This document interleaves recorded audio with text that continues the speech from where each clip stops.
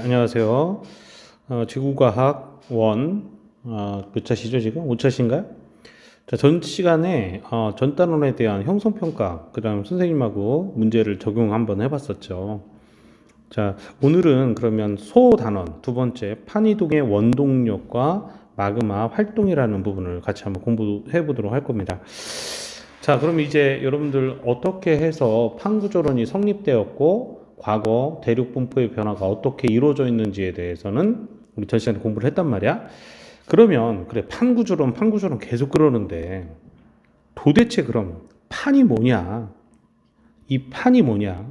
판이 그 영어로는 말 그대로 우리나라 말을 영어로 한 게 그냥 플레이트죠, 그죠? 진짜 플레이트라고 씁니다, 영어로도. 판때기라고 생각하면 돼요. 근데 물 위에 나무 판자 딱 띄우면 어떻게 돼 있어? 딱 떠 있지, 그지? 그런 판때기라고 보시면 돼요. 그럼 두께가 어느 정도 되냐? 그죠? 그 나무 판자떼기, 이 육지의 그 두께, 판이라고 하는 두께가 어느 정도 되냐? 여러분들 이 그림을 보시기 바랍니다. 여러분들 이 그림을 딱 보면 요게 판이라고 보시면 돼요. 요게 그냥 판이다. 선생님 그냥 대략적으로 이렇게 보는 거. 요만큼이 판이다 이렇게 보시면 돼요. 이게 판이다. 뭐 대략적으로 깊이로는 한 100km 정도 돼. 뭐 책마다 약간 다른데 그냥 기억하기 편하게 100km 정도다 이렇게 보시면 되겠습니다.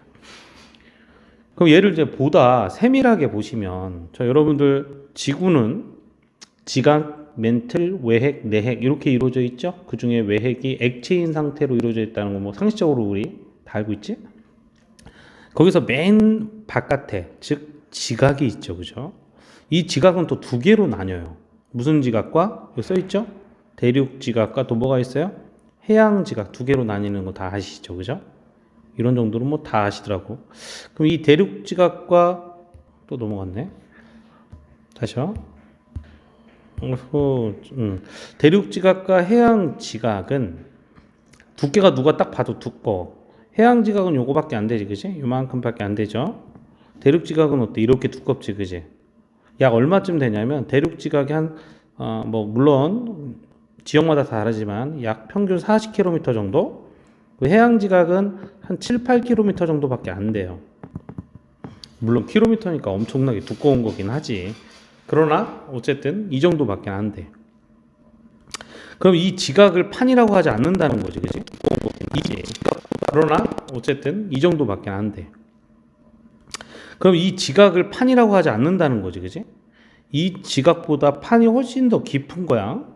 그렇죠? 자, 그럼 지각 다음엔 뭐가 돼요? 이 지각의 요 경계 밑으로는 뭐라고 합니까? 여러분 다 잘 알고 있는 멘틀이라고 얘기를 하죠, 그죠? 그럼 지각과 멘틀의 경계면을 뭐라고 배웠어? 옛날에 중학교 때 기억해봐. 아이고, 그렇지.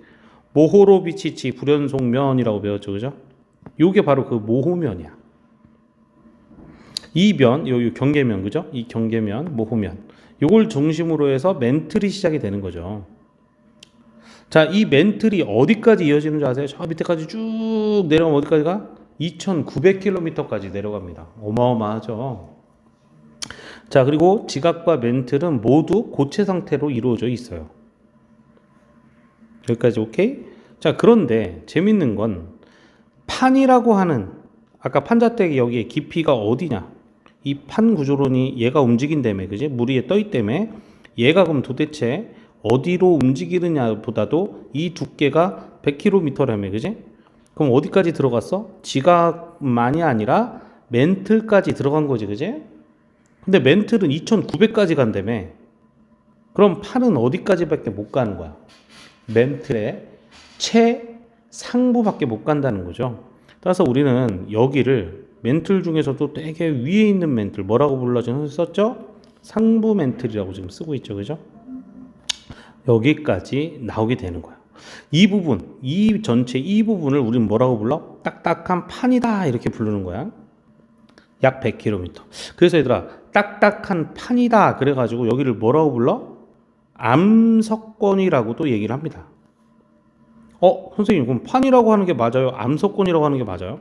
이 둘 다 바로 같은 의미이기 때문에 같이 써요. 자, 다시 한번 반복하자. 판 이퀄 뭐라고 쓴다? 바로 암석권이라 이렇게 써도 된다는 얘기입니다.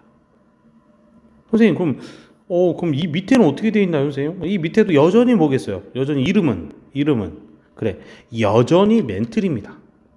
그런데 재밌는 일이 일어난다. 여전히 이름은 멘틀이야. 그러나 재밌는 일이 일어난다. 모두 지우겠습니다. 어떤 일이 일어나냐? 이 밑에 있죠? 이 상부 멘틀 밑에 있죠? 여전히 뭐였다? 멘틀이었어. 자, 우리가 판 이만큼을 그려볼게. 아까 선생님이 판이라고 그랬지? 여기 몇 킬로미터까지라고 그랬죠? 100km. 이 밑에는 뭐가 일어나는 줄 아세요? 여전히 멘틀이지만 여기에서 뭐가 일어나냐? 아서 홈즈가 얘기했던 바로 뭐가 일어나? 멘틀의 대류가 일어난다는 거예요. 놀랍죠, 그죠? 선생님, 아까 선생님이 지각 멘틀 외핵 내핵에 액체 상태 외핵만 있다고 그랬잖아요. 그지? 근데 선생님 여기 여전히 멘틀이라며요. 근데 왜 대류가 일어나요? 이렇게 궁금할 수 있어요. 굉장히 중요한 부분입니다. 자, 왜 일어날까? 여러분들 여기는 나중에 또 배울 텐데 여기는 살짝 녹아 있어요. 이게 무슨 소리야? 살짝 녹아 있어. 예? 무슨 말이에요, 선생님? 살짝 녹았다는 거를 우리 아주 쉽게 표현하면 유동성이 있다 이거야. 유동성이 있어. 그런데 보다 고체다. 에? 이게 뭔 소리야? 야, 이게 뭔 도구 사운드야 이거, 그지? 맞아, 도구 사운드죠. 선생님 무슨 고체가 뭘 유동성이 있어요? 그럴 리가 있어요. 잘 한번 생각해봐요, 여러분들. 죽 먹어봤지, 죽. 아유, 먹고 싶다, 그지? 걔 어때요? 액체라고 하기에는 뭔가 꾸덕꾸덕하죠, 그죠? 그렇다고 고체라고 하기에도 뭔가 흐물흐물하지, 그지? 여러분들 그런 중간 상태 정도가 아마 이 멘틀의 대류가 일어나는 부분일 것이다라고 하는 거예요. 근데 선생님 그럼 액체라고 해도 되는데 왜 굳이 고체라고 그래요? 나중에 여러분들 지진파에 대해서 배울 때가 되는데 여기는 얘들아 속도가 현저히 떨어지기는 하나 S파가 통과를 해요. 여러분들 다 중학교 때 상기하면 지진파 중에 S파는 어디만 통과하죠? 고체만 통과하죠. 근데 얘라고 자꾸 하는 게 이상하지?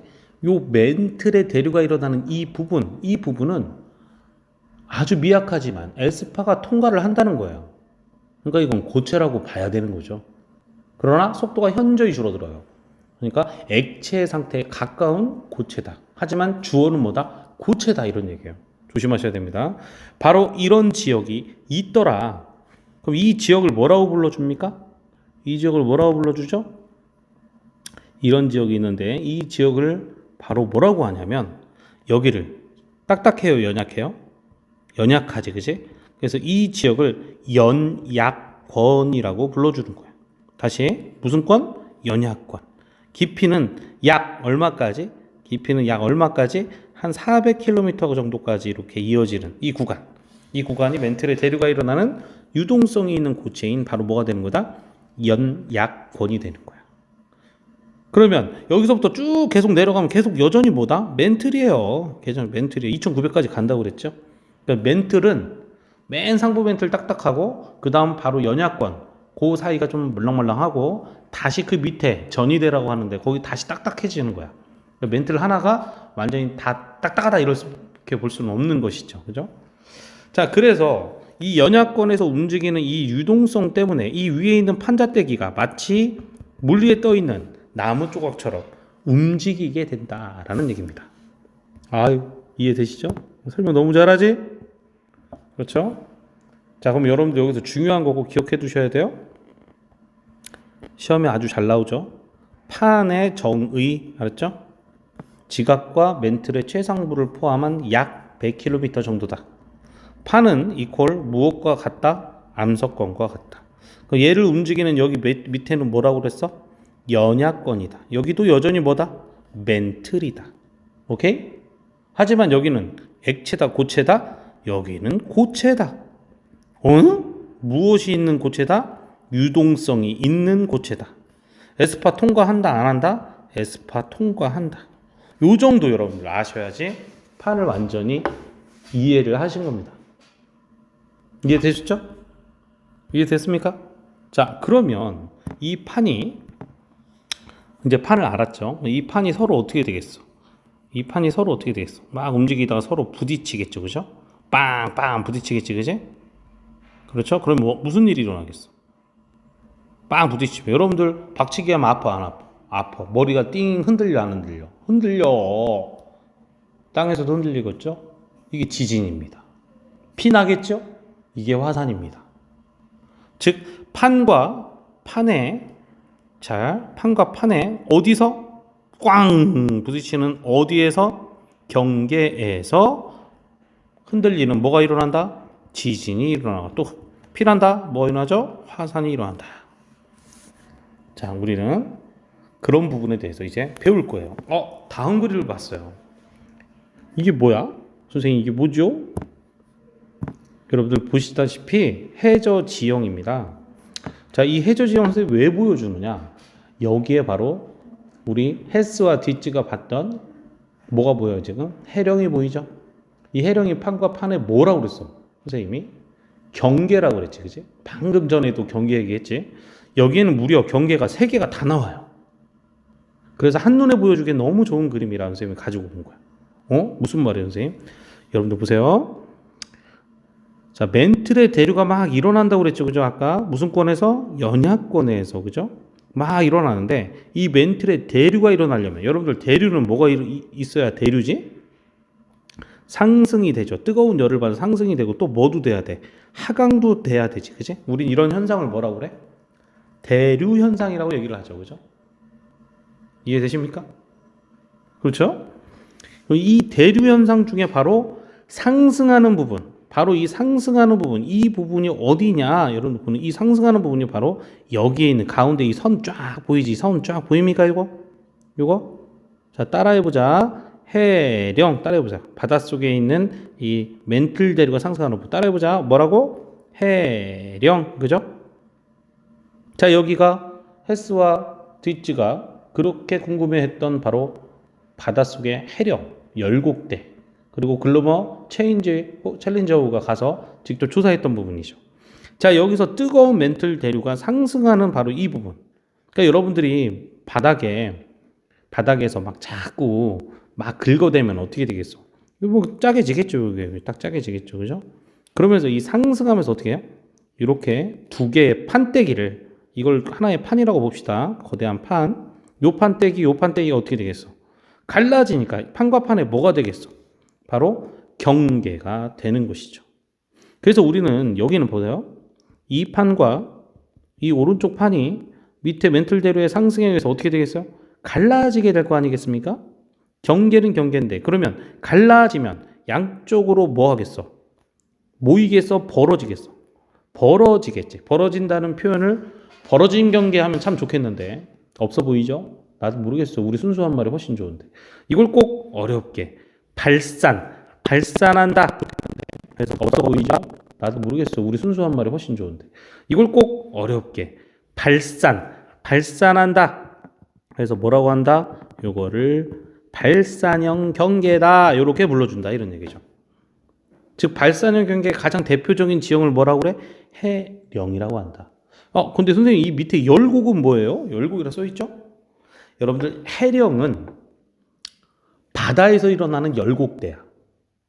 선생님 그럼 땅도 있어요? 아프리카 동쪽에 얘들아 땅에서도 갈라지는 데가 있어. 거기는 해령이라고 부르긴 그렇지. 그러니까 거기를 그냥 열곡대라고 하는 거야. 그럼 누가 더 큰 개념이야? 열곡이라는 개념이 더 큰 개념이죠. 멘틀 대류의 상승에 의해서 판이 갈라지는 경계를 우리는 발산형 경계라고 하고 거기에 나오는 지형을 뭐라고 부른다? 땅에서는 열곡대, 바다에서는 해령이라고 불러줍니다. 물론 바다의 해령을 열곡대라고 그냥 크게 쳐서 불러줘도 상관은 없어요. 이해되시죠?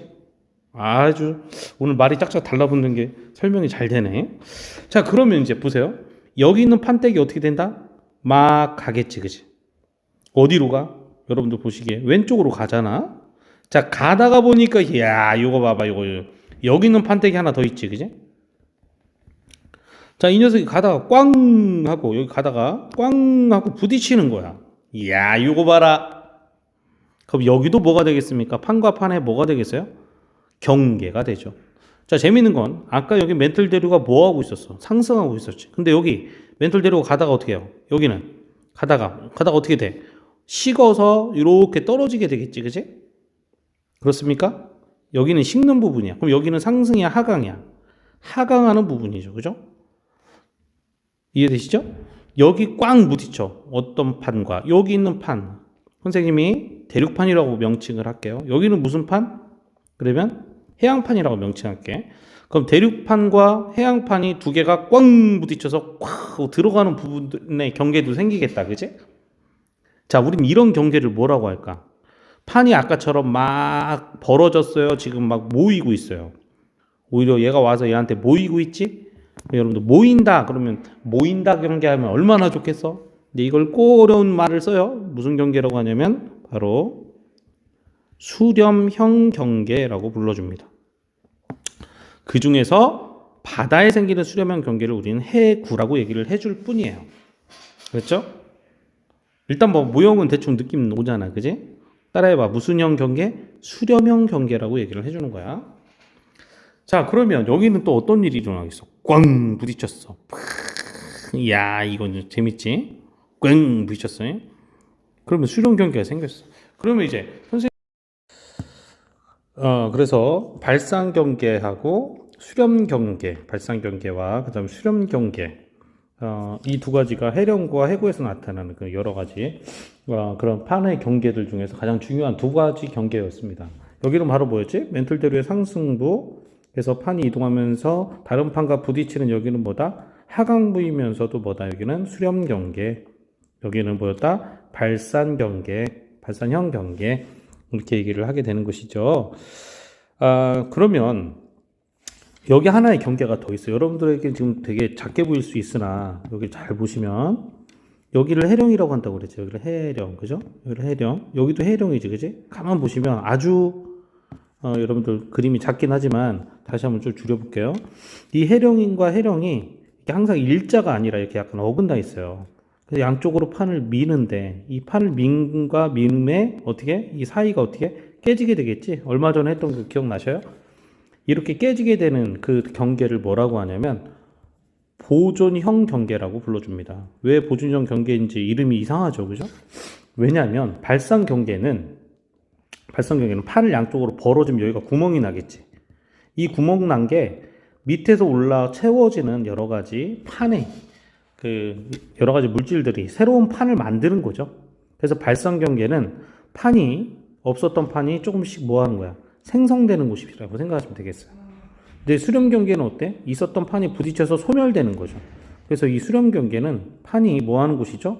소멸되는 곳입니다. 근데 이 보존형 경계는 뭐야? 양쪽으로 판을 밀고 있는 발상 경계에서 그냥 있었던 판이 깨져버리는 거죠. 생성된 것도 아니고 소멸된 것도 아니죠. 그래서 우리는 여기를 뭐라 그래? 보존형 경계라고 얘기를 하는 겁니다.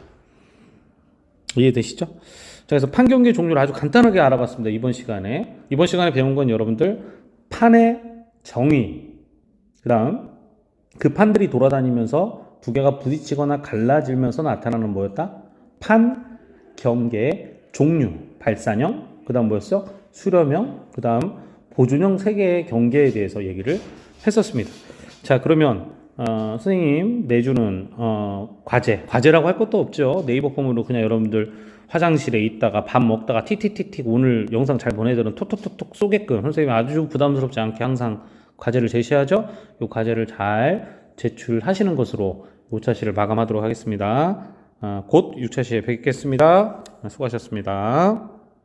제출하시는 것으로